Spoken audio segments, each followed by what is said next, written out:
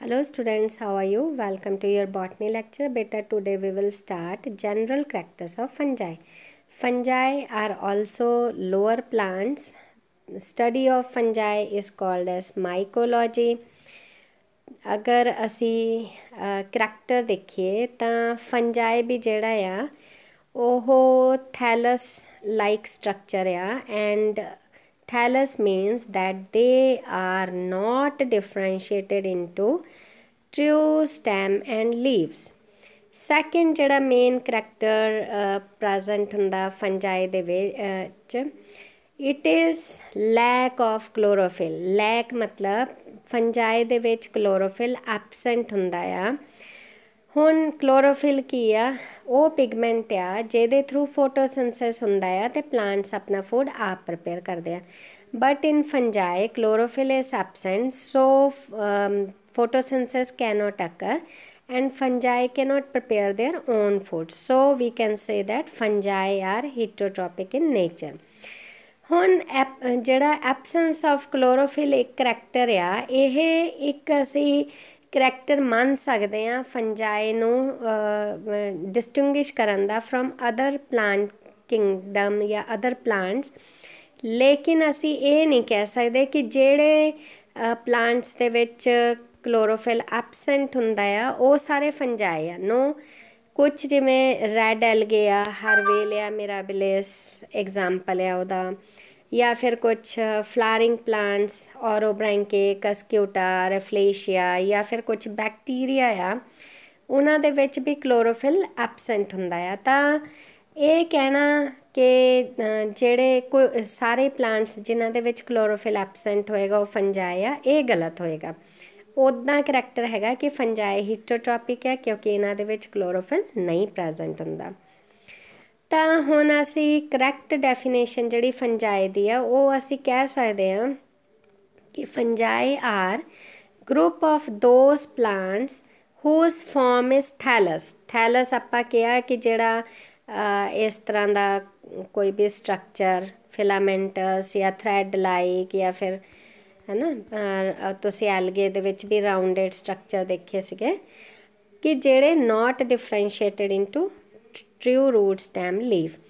हुण ये थैलस जेड़े आ सिंगल सैल दे भी बने हो सकते आ या मल्टी सैलूलर भी हो सकते आ कुछ और ये सारे सैल्स दी डेफिनेट सैल वॉल हुंदी आ। ਤਾਂ ਅਸੀਂ ਕਹਿ ਸਕਦੇ ਹਾਂ ਕਿ ਫੰਜਾਈ ਦੇ ਵਿੱਚ ਇੱਕ ਡੈਫੀਨੇਟ ਸੈੱਲ ਵਾਲ ਬਣੀ ਹੁੰਦੀ ਆ ਪ੍ਰੈਜ਼ੈਂਟ ਔਰ ਉਹ ਸੈੱਲ ਵਾਲ ਜਿਹੜੀ ਆ ਕਾਈਟਿਨ ਦੀ ਬਣੀ ਹੁੰਦੀ ਆ CHITINE। ਹੁਣ ਤੁਸੀਂ ਐਲਗੇ ਵਗੈਰਾ 'ਚ ਪੜ੍ਹਿਆ ਹੋਏਗਾ ਕਿ it is made up of cellulose ਜਾਂ ਪੈਕਟਿਨ ਵਗੈਰਾ ਪਰ ਫੰਜਾਈ ਦੇ ਵਿੱਚ CHITIN ਕਾਈਟਿਨ ਦੀ ਬਣੀ ਹੁੰਦੀ ਆ। ਹੁਣ ਸੈੱਲ ਦੇ ਵਿੱਚ ਨਿਊਕਲੀਅਸ ਪ੍ਰੈਜ਼ੈਂਟ ਹੁੰਦਾ ਆ ਕਲੋਰੋਫਿਲ ਐਬਸੈਂਟ ਹੁੰਦਾ ਆ ਅਤੇ ਵੈਸਕੂਲਰ ਟਿਸ਼ੂਜ਼ ਜਿਹੜੇ ਉਹ ਨਹੀਂ ਡਿਫਰੈਂਸ਼ੀਏਟਡ ਹੁੰਦੇ। ਵੈਸਕੂਲਰ ਟਿਸ਼ੂਜ਼ ਮੀਨਸ ਜਿਹੜੇ ਫੂਡ ਔਰ ਵਾਟਰ ਕੰਡਕਟ ਕਰਦੇ ਆ ਜ਼ਾਈਲਮ ਜਿਹੜਾ ਵਾਟਰ ਕੰਡਕਟ ਕਰਦਾ ਫਲੋਇਮ ਫੂਡ ਕੰਡਕਟ ਕਰਦਾ ਤਾਂ ਇਹ ਐਬਸੈਂਟ ਹੁੰਦੇ ਆ ਜਾਂ ਨਹੀਂ ਡਿਫਰੈਂਸ਼ੀਏਟਡ ਹੁੰਦੇ ਕਲੀਅਰਲੀ ਅਸੀਂ ਇਹਨਾਂ ਨੂੰ ਨਹੀਂ ਦੇਖ ਸਕਦੇ ਫੰਜਾਈ ਦੇ ਵਿੱਚ। ਹੁਣ ਇਹ ਡੈਫੀਨੇਸ਼ਨ ਜਿਹੜੀ ਆ ਇਹਦੇ ਵਿੱਚ ਬੈਕਟੀਰੀਆ ਕਿਉਂਕਿ ਬੈਕਟੀਰੀਆ 'ਚ ਨਿਊਕਲੀਅਸ ਐਬਸੈਂਟ ਹੁੰਦਾ ਆ ਤਾਂ ਆਪਾਂ ਨਹੀਂ ਰੱਖ ਸਕਦੇ। ਤਾਂ ਇਸ ਇੱਕ ਪੁਆਇੰਟ ਤੋਂ ਆਪਾਂ ਇਹ ਕਹਿ ਸਕਦੇ ਹਾਂ ਕਿ ਫੰਜਾਈ ਕਿਉਂ ਡਿਫਰੈਂਟ ਆ ਫਰੋਮ ਬੈਕਟੀਰੀਆ ਜਾਂ ਐਲਗੇ ਜਾਂ ਫਿਰ ਇਹਨਾਂ ਨੂੰ ਅਸੀਂ ਇਕੱਠੇ ਕਿਉਂ ਨਹੀਂ ਪੜ੍ਹਦੇ। ਪਿੱਛੇ ਐਲਗੇ ਪੜ੍ਹਿਆ ਉਹਦੇ ਵਿੱਚ ਹੀ ਫੰਜਾਈ ਪੜ੍ਹ ਲੈਂਦੇ। ਕੁਝ ਕਰੈਕਟਰਸ ਡਿਫਰੈਂਟ ਹੋਣ ਦੇ ਕਾਰਨ ਅਸੀਂ ਇਹਨਾਂ ਨੂੰ ਅਲੱਗ ਗਰੁੱਪ 'ਚ ਰੱਖਿਆ ਆ। ਸਲਾਈਮ ਮੋਲਸ ਵੀ ਇਹਨਾਂ 'ਚ ਉਹ ਫੰਜਾਈ ਵਰਗੇ ਹੁੰਦੇ ਆ ਪਰ ਫਿਰ ਵੀ ਆਪਾਂ ਉਹਨਾਂ ਨੂੰ ਫੰਜਾਈ 'ਚ ਨਹੀਂ ਰੱਖਦੇ ਕਿਉਂਕਿ ਉਹਨਾਂ 'ਚ ਸੈੱਲ ਵਾਲ ਐਬਸੈਂਟ ਹੁੰਦੇ ਆ।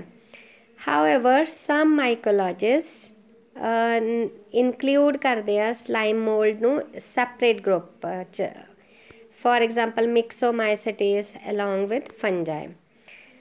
ਹੁਣ ਜਿਵੇਂ ਅਸੀਂ ਪਿੱਛੇ ਹਰ ਜਗ੍ਹਾ ਹੈਬੀਟੇਟ ਪੜ੍ਹਿਆ ਆ ਤਾਂ ਫੰਜਾਈ ਜਿਹੜੀ ਆ ਇਹ ਵੀ ਲਾਰਜ ਗਰੁੱਪ ਆ। ਇਹਦੇ ਵਿੱਚ ਨੀਅਰ ਅਬਾਊਟ 1 ਲੱਖ ਸਪੀਸ਼ੀਜ਼ ਜਿਹੜੇ ਆ ਉਹ ਡਿਸਟਰੀਬਿਊਟਡ ਹੁੰਦੇ ਆ ਥਰੂ ਆਊਟ ਦਾ ਵਰਲਡ। पूरे वर्ल्ड च मिलते हैं। They are यूबीक्यूटस। यूबीक्यूटस वर्ड मैं पहला भी थानू दस्या है कि हर जगह हर पासे थानू मिल जाते हैं। Occur in almost every habitat where organic matter is available. जिथे इन्हां दा भोजन इन्हां नू मिलेगा उत्थे थानू मिल जाणगे। क्लोरोफिल इन्हां च एबसेंट हुंदा आ, फोटोसिंथेसिस नहीं हुंदा, ਤਾਂ ਹੀਟਰੋਟ੍ਰੋਪਿਕ ਹੁੰਦੇ ਆ, ਮਤਲਬ ਇਹਨਾਂ ਨੂੰ ਆਪਣਾ ਭੋਜਨ ਕਿਤੋਂ ਲੈਣਾ ਪੈਂਦਾ ਆ। ਤਾਂ ਜਿੱਥੇ ਇਹਨਾਂ ਨੂੰ ਭੋਜਨ ਮਿਲੂਗਾ ਉੱਥੇ ਇਹ ਗਰੋ ਕਰ ਜਾਂਦੇ ਆ। ਹੁਣ ਇਹਨਾਂ ਨੂੰ ਲਾਈਟ ਵੀ ਨਹੀਂ ਚਾਹੀਦੀ ਹੁੰਦੀ ਫॉर ਐਕਟਿਵ ਗਰੋਥ ਅਤੇ ਮੈਟਾਬੋਲਿਕ ਪ੍ਰੋਸੈਸਿਸ ਕੰਪਲੀਟ ਕਰਨ ਲਈ ਕੋਈ ਲਾਈਟ ਦੀ ਜ਼ਰੂਰਤ ਨਹੀਂ ਹੁੰਦੀ।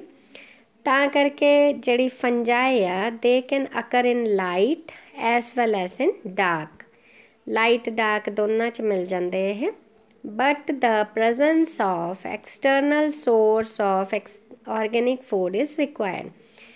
ਹੁਣ ਲਾਈਟ ਵੀ ਨਹੀਂ ਹੈਗੀ ਇਹਨਾਂ ਕੋਲ, ਕਲੋਰੋਫਿਲ ਵੀ ਨਹੀਂ, ਲਾਈਟ ਵੀ ਨਹੀਂ ਇਹਨਾਂ ਨੂੰ ਚਾਹੀਦੀ, ਕਲੋਰੋਫਿਲ ਇਹਨਾਂ ਕੋਲ ਹੈ ਨਹੀਂ, ਤਾਂ ਓਬਵੀਅਸ ਆ ਕਿ ਇਹਨਾਂ ਨੂੰ ਫੂਡ ਚਾਹੀਦਾ ਹੀ ਚਾਹੀਦਾ ਆ। ਤਾਂ ਇਹ ਉਸ ਜਗ੍ਹਾ 'ਤੇ ਗਰੋ ਕਰਨਗੇ ਜਿੱਥੇ ਇਹਨਾਂ ਨੂੰ ਇਹਨਾਂ ਦਾ ਫੂਡ ਮਿਲ ਜਾਂਦਾ ਆ ਪ੍ਰੋਪਰ ਕੁਆਂਟਿਟੀ ਦੇ ਵਿੱਚ। ਹੁਣ fungi flourish well in moist dark warm conditions, but their presence at or below freezing temperature, मतलब low temperature बहुत घट temperature ते या फिर कि बहुत ज़्यादा temperature जिवें hot deserts च इन्हां दी जिहड़ी quantity सॉरी ਇਹਦੇ ਘੱਟ ਦੇਖਣ ਨੂੰ ਮਿਲਦੇ ਆ ਜਾਂ ਨਹੀਂ ਦੇ ਬਰਾਬਰ ਇਹਨਾਂ ਦੀ ਗਰੋਥ ਹੁੰਦੀ ਆ। ਕੁਝ ਸਪੀਸ਼ੀਜ਼ ਤੇ ਇਹਨਾਂ ਦੇ ਵਿੱਚ ਸਪੋਰਸ ਕੋਨੀਡੀਆ ਜਿਹੜੇ ਆ ਉਹਨਾਂ ਦੇ ਥਰੂ ਰੀਪਰੋਡਕਸ਼ਨ ਹੁੰਦਾ ਆ, ਉਹਨਾਂ ਦਾ ਫਾਰਮੇਸ਼ਨ ਹੁੰਦਾ ਆ। ਤਾਂ ਇਹਨਾਂ ਦੇ ਸਪੋਰਸ ਜਿਹੜੇ ਆ ਉਹ ਕਈ ਵਾਰ ਕੰਪਲੀਟਲੀ ਡੀਹਾਈਡਰੇਟਡ ਕੰਡੀਸ਼ਨਸ ਦੇ ਵਿੱਚ ਗਰੋ ਕਰਦੇ ਆ ਕੋਨੀਡੀਆ ਵਗੈਰਾ। ਹੁਣ ਕੰਪਲੀਟਲੀ ਡੀਹਾਈਡਰੇਟਡ ਦਾ ਮਤਲਬ ਕਿ ਜਿੱਥੇ ਬਿਲਕੁਲ ਪਾਣੀ ਨਾ ਹੋਵੇ, ਜਿਵੇਂ ਤੁਹਾਨੂੰ ਵੋਮਿਟਸ ਲੱਗਦੀਆਂ, ਲੂਜ਼ ਮੋਸ਼ਨਸ ਲੱਗਦੇ ਆ, ਤਾਂ ਪਾਣੀ ਖਤਮ ਹੋਣ ਦੀ ਕਗਾਰ 'ਤੇ ਆ ਜਾਂਦਾ ਬੋਡੀ ਦੇ ਵਿੱਚ, ਆਪਾਂ ਕਹਿੰਦੇ ਡੀਹਾਈਡਰੇਸ਼ਨ ਹੋ ਗਿਆ। ਅਤੇ ਫਿਰ ਚੀਨੀ ਨਮਕ ਦਾ ਘੋਲ ਡਾਕਟਰ ਦੱਸਦੇ ਆ, ਉਹ ਇਲੈਕਟ੍ਰਿਕ ਪਾਊਡਰ ਵਗੈਰਾ।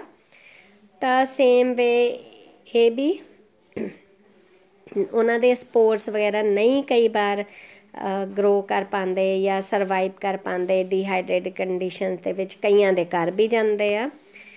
ਤਾਂ ਮੋਸਟ ਜਿਹੜਾ ਯੂਜੂਅਲ ਹੈਬੀਟੇਟ ਆਫ ਫੰਜਾਈ ਕੀ ਆ, ਇਹਨਾਂ ਨੂੰ ਵੈਟ ਸੋਇਲ ਚਾਹੀਦੀ ਆ ਜਿਹੜੀ ਹਿਊਮਸ ਮਤਲਬ ਆਰਗੈਨਿਕ ਮੈਟਰ ਦੇ ਵਿੱਚ ਰਿਚ ਹੁੰਦੀ ਆ। ਫਾਰਮਸ ਗਰੋਇੰਗ ਇਨ ਸੱਚ ਹੈਬਿਟਸ ਆਰ ਜਿਹੜੀ ਐਡਵਾਂਸਡ ਅਸੀਂ ਉਹਨਾਂ ਨੂੰ ਕਹਿ ਸਕਦੇ ਹਾਂ। ਐਗਜ਼ਾਮਪਲ ਅਗੈਰਿਕਸ ਮਸ਼ਰੂਮ ਜਿਹੜਾ ਮੈਂ ਤੁਹਾਨੂੰ ਦੱਸਿਆ, ਪਿਜ਼ਾਈਜ਼ਾ।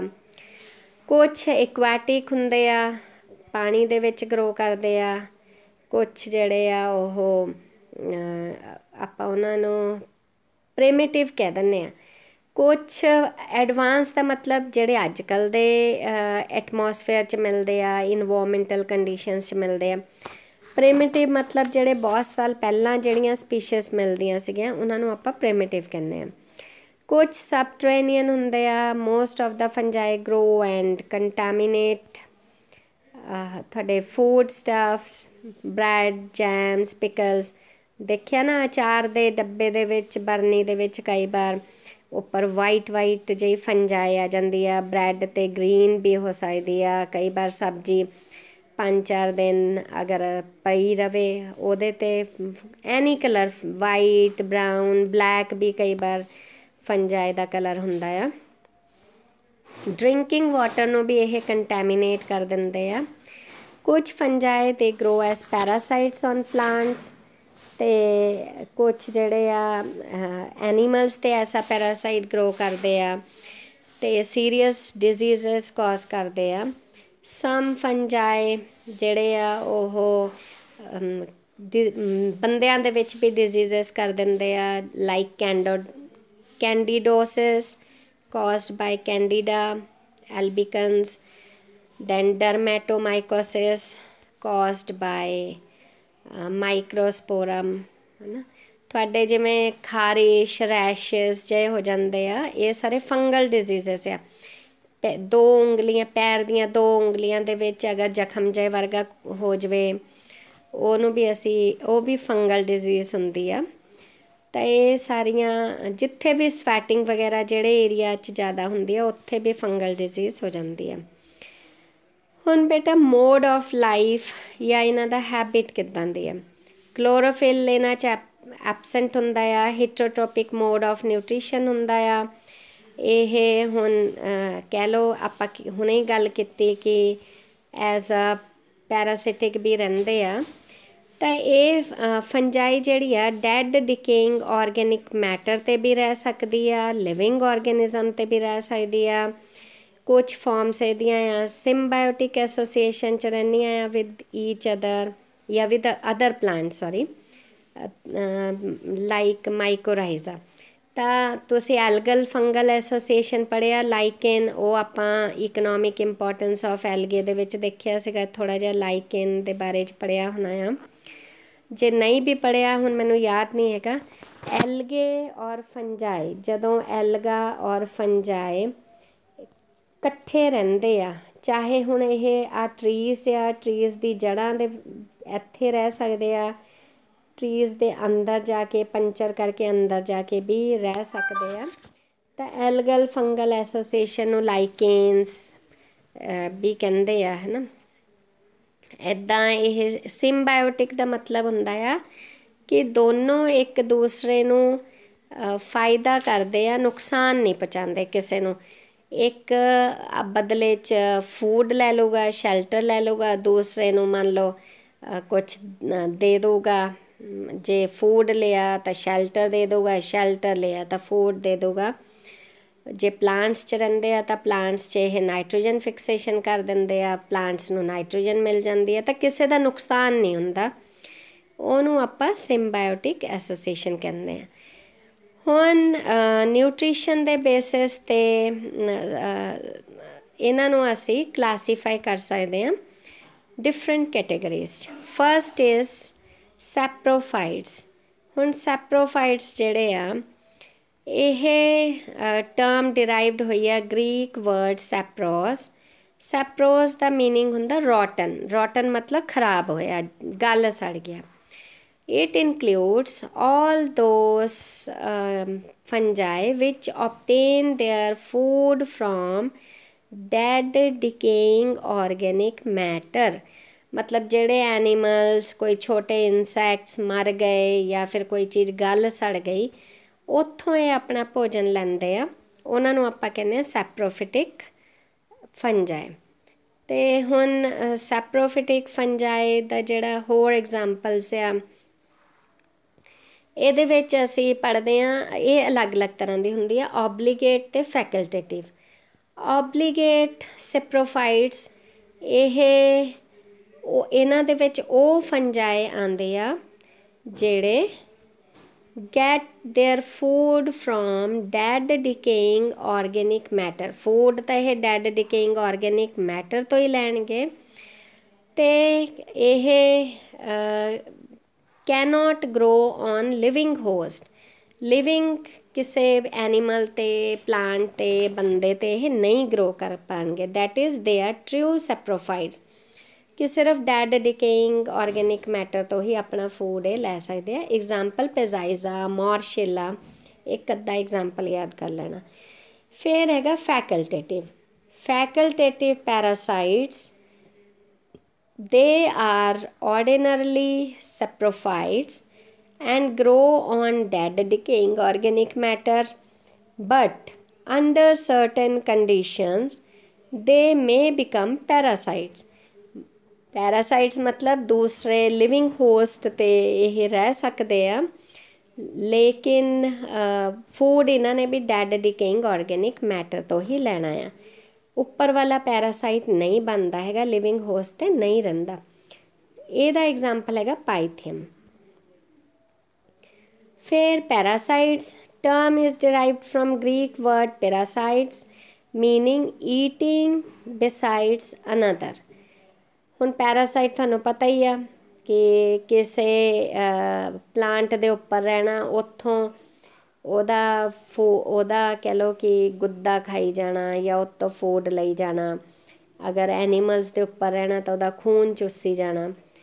तो पैरासाइट जिहड़े आ may be defined as organism और virus existing in an intimate association with another living organism. मैं पहले ही दस्सिया कि किसी एनीमल ते किसी प्लांट ते ये रह सकते हैं ना, उत्थों अपना फूड लेंदे आ। From which it derives essential part of materials for its existence. अपनी एग्जिस्टेंस ਲਈ ਉਹਨਾਂ ਤੋਂ ਇਹ ਭੋਜਨ ਲੈਂਦੇ ਆ। ਥਰੋਅਰ ਨੇ ਇਹਨੂੰ ਡਿਫਾਈਨ ਕੀਤਾ ਸੀ 1966 ਦੇ ਵਿੱਚ।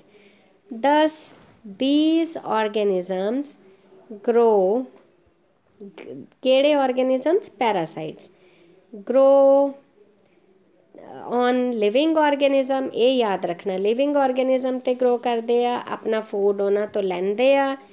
पैरासाइट्स नूं सब डिवाइड किया जा सकता है, वही ऑब्लीगेटिव ते parasites facultative.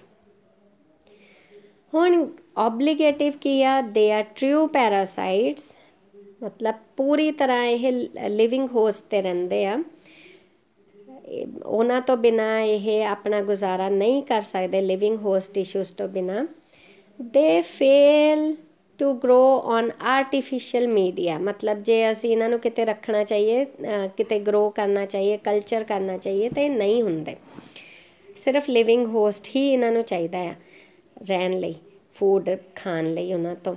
लुटरल 1974 divided obligate parasites into 3 categories. Biotrophs. हुण बायोट्रॉप्स, बायो मैंने लिविंग, नाम तो ही क्लियर है।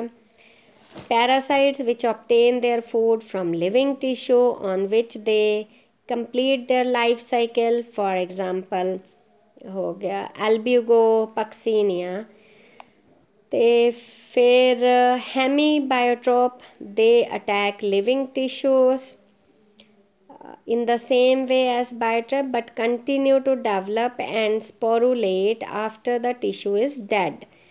मतलब ये अटैक लिविंग टिश्यूज़ नूं करते आ, लेकिन ये अपना कह लो इन्हां दा डेवलपमेंट फर्दर जनरेशन स्पोर्स इन्हां च ताईं, स्पोरुलेट मतलब फॉर्मेशन ऑफ स्पोर्स, उदों ही इन्हां च डेवलप होने आ, या कह लो इन्हां दी रिप्रोडक्शन उदों स्टार्ट होनी आ जदों जिस टिश्यू ते इन्हां ने अटैक किया वो डैड हो जाता है। लिविंग ते अटैक करना पर उन्होंने डैड कर देंगे आ, फिर इन्हां दा रिप्रोडक्शन स्टार्ट होंदा है उस डैड टिश्यू दे विच। लीफ स्पॉट हो गए है ना। Then perthotrophs, they kill host tissues in advance. पहले ही होस्ट टिश्यू नूं किल करते आ, फिर उन्हां तो नरिशमेंट लैंदे आ सैप्रोफिटिकली, मतलब हौली हौली लैंदे रहिंदे आ, ते फिर इन्हां दा अगे डेवलपमेंट हुंदा है। फैकल्टेटिव सैप्रोफाइट्स, फैकल दा मतलब हुंदा आ कि it includes fungi which live as parasite. Parasite मतलब लिविंग होस्ट तां इहनूं चाहीदा ही हुंदा, but pass most of the life cycle in association with the living host. ज़्यादातर लाइफ साइकिल इन्हां दा लिविंग होस्ट दे नाल ही हुंदा आ, ਉਹਦੇ ਤੇ ही डिपेंडेंट ਹੁੰਦਾ है। However under certain circumstances they can also grow as saprophytes.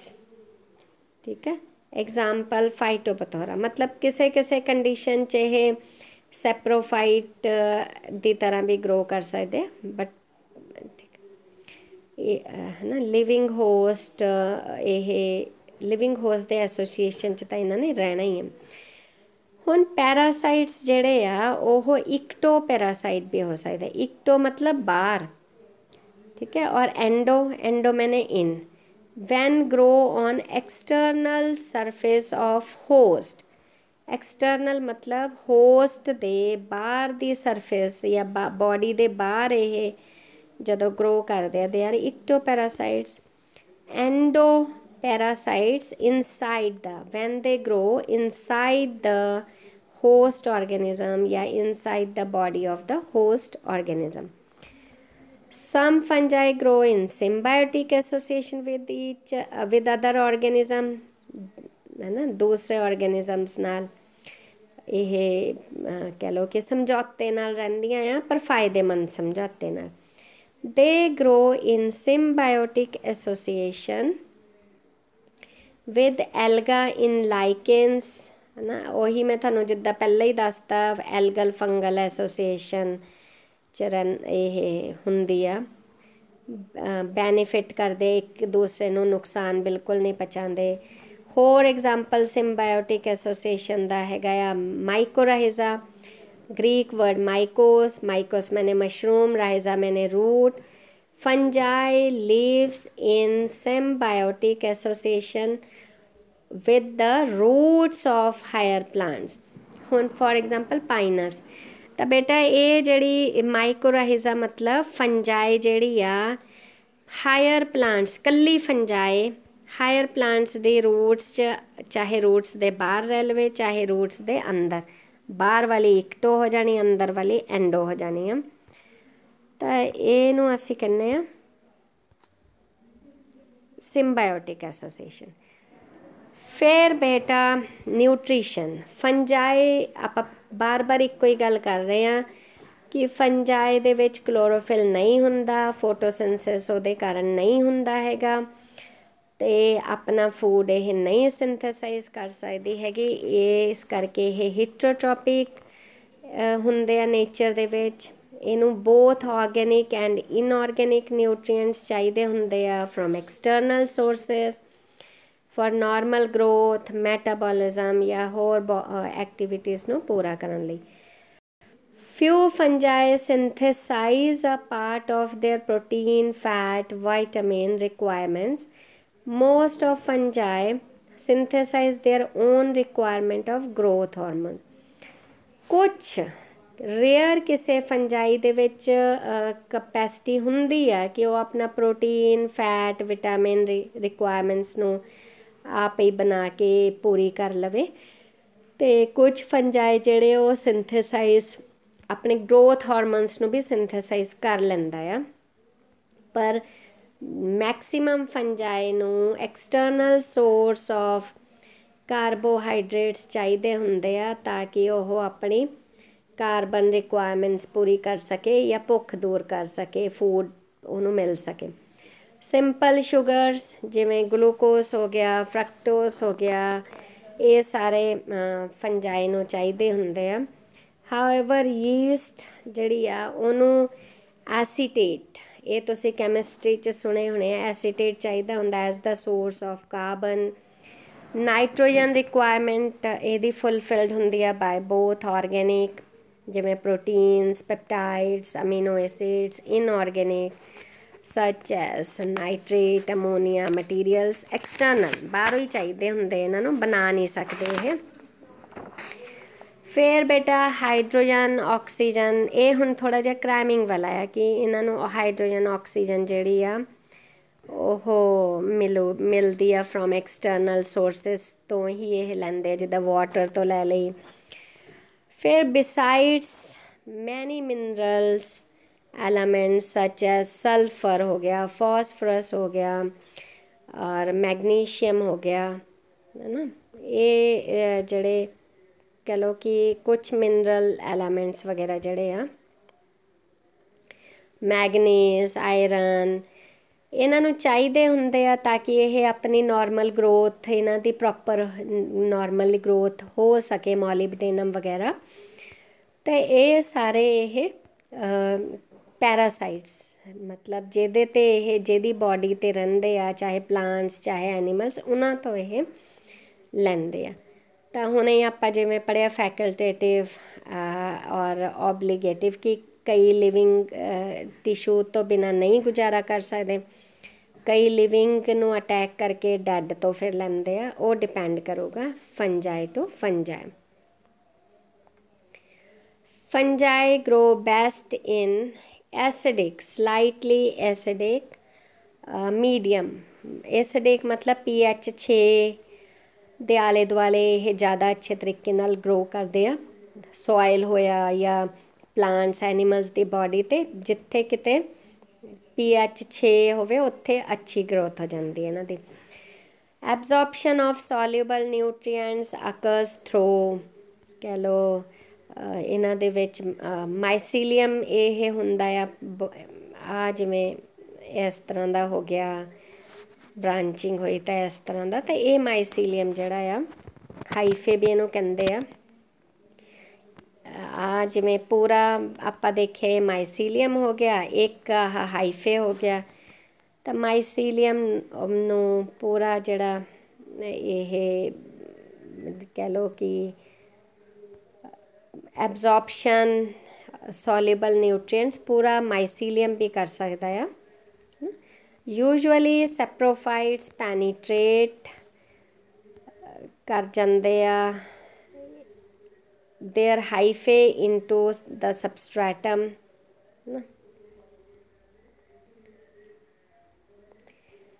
ਹੁਣ ਇਹ ਸਿਕਰੀਟ ਕਰਦੇ ਆ some extracellular enzymes which break the complex molecules into simpler molecules या into simpler forms। The later are directly absorbed by mycelium। ਤਾਂ ਇਹਦੇ ਵਿੱਚ ਕੀ ਹੋਣਾ ਆ ਕਿ ਸੈਪਰੋਫਾਈਟਸ ਜਿਹੜੇ ਆ ਇਹ ਐਜ਼ ਅ ਸੈਪਰੋਫਾਈਟ ਹੁੰਦੇ ਆ ਜਾਂ ਡੈਡ ਆਰਗੈਨਿਕ ਮੈਟਰ 'ਤੇ ਇਹ ਡਿਪੈਂਡ ਕਰਦੇ ਆ। ਤਾਂ ਇਹਦੇ ਵਿੱਚ ਸੈਪਰੋਫਾਈਟਸ ਜਿਹੜੇ ਆ ਉਹ ਆਪਣਾ ਹਾਈਫੇ ਮਤਲਬ ਇੱਕ ਜਿਹੜਾ ਅਸੀਂ ਫਿਲਾਮੈਂਟ ਦੇਖਿਆ ਉਹਨੂੰ ਘੁਸਾ ਦਿੰਦੇ ਆ ਸਬਸਟ੍ਰੈਟਮ 'ਤੇ। ਸਬਸਟ੍ਰੈਟਮ ਹੁਣ ਕੀ ਹੋਇਆ, ਲਿਵਿੰਗ ਹੋਸਟ ਹੋਇਆ ਜਾਂ ਲਿਵਿੰਗ ਟਿਸ਼ੂਜ਼ ਹੋਏ ਪਲਾਂਟਸ ਦੇ ਚਾਹੇ ਐਨੀਮਲ 'ਤੇ, ਅਤੇ ਉੱਥੋਂ ਇਹ ਕੁਛ ਇੰਜ਼ਾਈਮਸ ਸਿਕਰੀਟ ਕਰਦੇ ਆ। ਉਹ ਇੰਜ਼ਾਈਮਸ ਇਹਨਾਂ ਦੇ ਕੰਪਲੈਕਸ ਜਿਹੜੇ ਸਬਸਟੈਂਸਸ ਆ ਉਹਨਾਂ ਨੂੰ ਛੋਟੇ ਛੋਟੇ ਫੋਰਮਸ 'ਚ ਜਾਂ ਮੋਲੀਕਿਊਲਸ 'ਚ ਤੋੜ ਦਿੰਦੇ ਆ। ਤਾਂ ਇਹ ਜਿਹੜੇ ਛੋਟੇ ਛੋਟੇ ਮੋਲੀਕਿਊਲਸ ਆ ਇਹ ਡਾਇਰੈਕਟਲੀ ਐਬਜ਼ੋਰਬ ਹੋ ਜਾਂਦੇ ਆ, ਮਾਈਸੀਲੀਅਮ ਦੇ ਦੁਆਰਾ ਐਬਜ਼ੋਰਬ ਹੋ ਜਾਂਦੇ ਆ ਜਾਂ ਮਾਈਸੀਲੀਅਮ ਉਹਨਾਂ ਛੋਟੇ ਟੁਕੜਿਆਂ ਨੂੰ ਐਬਜ਼ੋਰਬ ਕਰ ਲੈਂਦਾ ਆ ਅਤੇ ਇਹਨਾਂ ਦੀ ਖਾਣੇ ਦੀ ਜਿਹੜੀ ਪੂਰਤੀ ਆ ਉਹ ਪੂਰੀ ਹੋ ਜਾਂਦੀ ਆ। ਪੈਰਾਸਿਟਿਕ ਫੰਜਾਈ ਜਿਹੜੀ ਆ ਉਹ ਮੇ ਰਿਮੇਨ ਇਕਟੋ ਪੈਰਾਸਾਈਟ, ਇਕਟੋ ਮਤਲਬ ਬਾਹਰ ਹੈ ਨਾ, or penetrate into the host tissues. Host tissues 'ਚ ਵੀ ਇਹ ਪੈਨੀਟ੍ਰੇਟ ਕਰ ਜਾਂਦੇ ਆ। ਪੈਨੀਟ੍ਰੇਟ ਮਤਲਬ ਪੰਚਰ ਕਰਕੇ ਚੁੱਭ ਕੇ ਅੰਦਰ ਵੜ ਜਾਣਾ ਜਾਂ ਆਪਣੇ ਆਪ ਨੂੰ ਖੁਬਾ ਕੇ ਅੰਦਰ ਵੜ ਜਾਣਾ। ਦੇ ਆਈਦਰ ਰਿਮੇਨ ਇਨ ਇੰਟਰਸੈਲੂਲਰ ਸਪੇਸਿਸ। ਹੁਣ ਫੋਰ ਐਗਜ਼ਾਮਪਲ ਬੇਟਾ ਇਹ ਪਲਾਂਟਸ 'ਚ ਗਏ ਤਾਂ ਜਿਵੇਂ ਆਹ ਅੱਪਰ ਮੋਸਟ ਲੇਅਰ ਇਪੀਡਰਮਿਸ ਹੁੰਦੀ ਹੈ, ਇਪੀਡਰਮਿਸ 'ਚ ਕੁਛ ਸੈਲਸ ਇਹ ਹੁੰਦੇ ਆ ਪੈਰਨਕਾਈਮੇਟਸ ਸੈਲਸ ਦਾ ਕੋਰਟੈਕਸ ਬਣਿਆ ਹੁੰਦਾ। ਤਾਂ ਆਹ ਜਿਹੜੇ ਵਿਚਕਾਰ ਜਗ੍ਹਾ ਆ ਇੱਥੇ ਆਹ ਹੋ ਗਿਆ, ਇੱਥੇ ਮੰਨ ਲਓ ਇੱਥੇ ਸੈੱਲ ਆ, ਤਾਂ ਆਹ ਜਿਹੜੀ ਜਗ੍ਹਾ ਆ ਇਹਨੂੰ ਆਪਾਂ ਇੰਟਰਸੈਲੂਲਰ ਸਪੇਸਿਸ ਕਹਿੰਦੇ ਆ। ਇਹਨਾਂ ਦੇ ਵਿੱਚ ਇਹ ਜਾ ਕੇ ਜਮ੍ਹਾਂ ਹੋ ਜਾਂਦੇ ਆ ਹੋਸਟ ਦੇ ਵਿੱਚ, ਠੀਕ ਹੈ।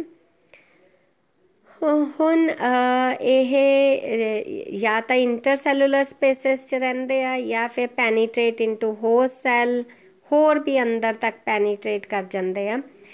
Most of the times parasitic fungi produced special intracellular absorbing organs called haustoria।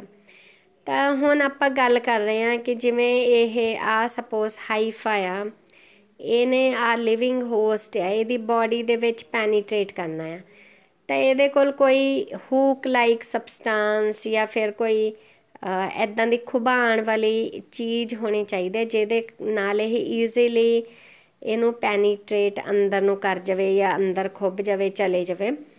ਤਾਂ ਉਹ ਜਿਹੜਾ ਔਰਗਨ ਹੁੰਦਾ ਉਹਨੂੰ ਅਸੀਂ ਹੌਸਟੋਰੀਅਮ ਕਹਿੰਦੇ ਹਾਂ। ਹੁਣ ਉਹ ਹੂਕ ਲਾਈਕ ਹੋ ਸਕਦਾ ਆ, ਤਿੱਖਾ ਹੋ ਸਕਦਾ ਹੈ ਨਾ, ਤਾਂ ਇਹਦੇ ਹੌਸਟੋਰੀਆ ਇਹਦੇ ਵਿੱਚ ਪ੍ਰੈਜ਼ੈਂਟ ਹੁੰਦਾ। Haustoria is also known as absorbing organ. ਤਾਂ ਇਹ ਹੌਸਟੋਰੀਆ ਕੀ ਕਰਦਾ ਆ, absorb soluble food from cell saps of host tissues.